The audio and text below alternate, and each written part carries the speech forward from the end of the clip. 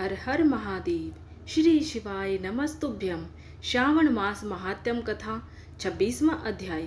श्रावण अमावस्या को किए जाने वाले वृष पूजन और कुश ग्रहण का विधान। ईश्वर बोले, हे सनत कुमार, श्रावण मास में अमावस्या के दिन जो करणीय है उसको तथा प्रसंगवश जो कुछ अन्य बात मुझे याद आ गई है उसको भी मैं आपसे कहता हूँ। पूर्व काल में अनेक प्रकार के महान बल तथा पराक्रम वाले, जगत का विध्वंस करने वाले तथा देवताओं का उत्पीड़न करने वाले दुष्ट दैत्यों के साथ मेरे अनेक युद्ध हुए।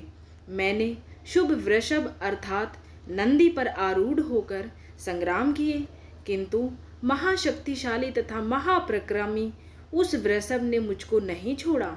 अंधकासुर के साथ युद्ध में तो नंदी का शरीर विदीर्ण हो गया था, उसकी त्वचा कट गई, शरीर से रक्त बहने लगा और उसके प्राण मात्र बचे रह गए थे। फिर भी जब तक मैंने उस दुष्ट का संहार नहीं किया तब तक वह नंदी धैर्य धारण कर मेरा वहन करता रहा। उसकी इस दशा को मैंने जान लिया था। उसके बाद उस अंधक का वध करके मैंने प्रसन्न होकर नंदी से कहा, हे सुव्रत, मैं तुम्हारे इस कृत्य से प्रसन्न हूँ। वर मांगो, तुम्हारे घाव ठीक हो जाए, तुम बलवान हो जाओ और तुम्हारा पराक्रम तथा रूप पहले से भी बढ़ जाए। इसके अतिरिक्त तुम जो जो वर मांगोगे उसे मैं तुम्हें अवश्य दूंगा। नंदीकेश्वर बोले, हे देवदेव, हे महेश्वर, मेरी कोई याचना नहीं है। आप मुझ पर प्रसन्न है तो फिर इससे बढ़कर क्या वैभव हो सकता है। तथापि हे भगवान, लोकोपकार के लिए मैं मांग रहा हूँ। हे शिव, आज श्रावण मास की अमावस्या है जिसमें आप मुझ पर प्रसन्न हुए हैं। इस तिथि में गायों सहित उत्तम मिट्टी से निर्मित वृषभों की पूजा करनी चाहिए। आज अमावस्या के दिन जन्म लेना कामधेनु तुल्य होता है। अतः इस तिथि में वर प्रदान करें कि यह अमावस्या वांछित फल देने वाली हो।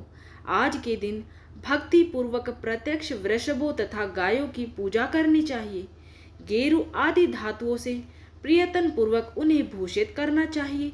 उनकी सींगों पर सोना, चांदी आदि के पत्थर मढ़े और रेशम के बड़े बड़े गुच्छों को भी सींगों पर बांधे। अनेक प्रकार के वर्णों से चित्रित सुंदर वस्त्र से उनकी पीठ को ढक दे और गले में मनोहर शब्द करने वाला घंटा बांध दे।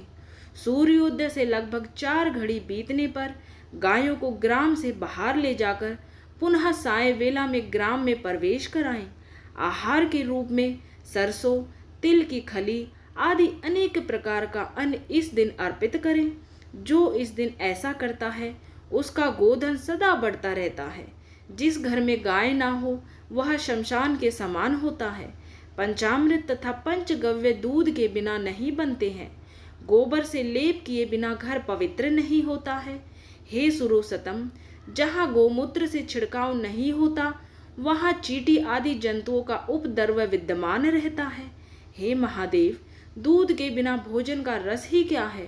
हे प्रभु, यदि आप मेरे ऊपर प्रसन्न हैं तो इन वरों को तथा अन्य वरों को भी मुझे प्रदान कीजिए। हे सनत कुमार, तब नंदी का यह वचन सुनकर मैं बहुत प्रसन्न हुआ। मैंने कहा, हे वृषश्रेष्ठ, जो तुमने मांगा है सब हो जाए। हे नंदिन, इस दिन का जो अन्य नाम है उसे भी सुनो। जो वृषभ किसी के द्वारा कहीं भी किसी कार्य में प्रयुक्त नहीं किया जाता और तृण खाता हुआ तथा जल पीता हुआ जो शांति पूर्वक विचरण करता है तथा महान वीर व बलशाली होता है उसे पोल कहा जाता है। अतः हे नंदिन, उसी के नाम से यह दिन पोला नाम वाला होगा। इस दिन अपने इष्ट बंधुओं के साथ महान उत्सव करना चाहिए। हे वत्स, मैंने उस दिन ये श्रेष्ठ वर प्रदान किए, अतः लोगों के द्वारा इस श्रेष्ठ दिन को पोला नाम वाला कहा गया है। इस दिन सभी कामनाओं को पूर्ण करने वाला वृषभों का महान उत्सव करना चाहिए। इसके साथ ही अब मैं इसी तिथि में किए जाने वाले कुश ग्रहण का वर्णन करता हूँ। श्रावण मास की अमावस्या के दिन पवित्र होकर कुशों को उखाड़ लाए। वे कुश सदा ताजे होते हैं, उन्हें बार बार प्रयोग में लाना चाहिए। कुश, काश, यव, दुर्वा, उशीर, सकूदक, गेहूं, व्रीहि, मूंज और बलवज ये 10 दर्भ होते हैं। ब्रह्मा जी के साथ उत्पन्न होने वाले तथा ब्रह्मा जी की इच्छा से प्रकट होने वाले हे दर्भ, मेरे सभी पापों का नाश कीजिए और कल्याणकारक होइए। इस मंत्र का उच्चारण करने के साथ ईशान दिशा में मुख करके हूम फट मंत्र के द्वारा एक ही बार में कुश को उखाड़ ले। जिनके अग्रभाग टूटे हुए ना हो तथा शुष्क ना हो, वे हरित वर्ण के कुश श्राद्ध कर्म के योग्य कहे गए हैं। और जड़ रहित कुश देव कार्यों तथा जप आदि में प्रयोग के योग्य होते हैं। 7 पत्तों वाले कुश देव कार्य तथा पितृ कार्य के लिए श्रेष्ठ होते हैं। मूल रहित तथा गर्भ युक्त अग्रभाग वाले तथा 10 अंगुल प्रमाण वाले 2 दर्भ पवित्रक के लिए उपयुक्त होते हैं।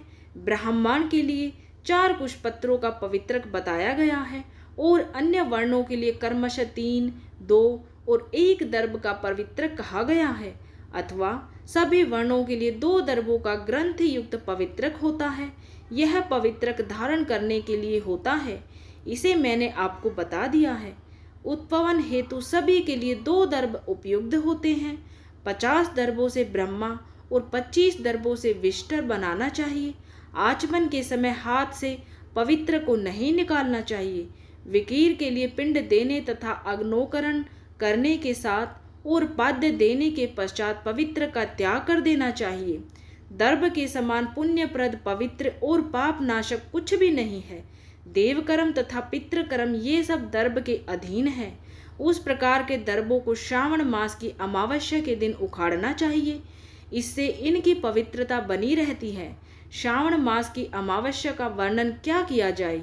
हे सनत कुमार, श्रावण मास की अमावस्या के दिन जो कृत्य होता है उसे मैंने कह दिया।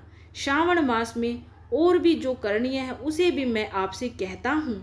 इस प्रकार श्री सकंद पुराण के अंतर्गत ईश्वर सनत कुमार संवाद में श्रावण मास महात्म्य में अमावस्या के दिन वृषभ पूजन कुश ग्रहण नामक 26वां अध्याय पूर्ण हुआ। हर हर महादेव। बोलिए जय शिव शंभू। माता पार्वती की सदा ही जय हो।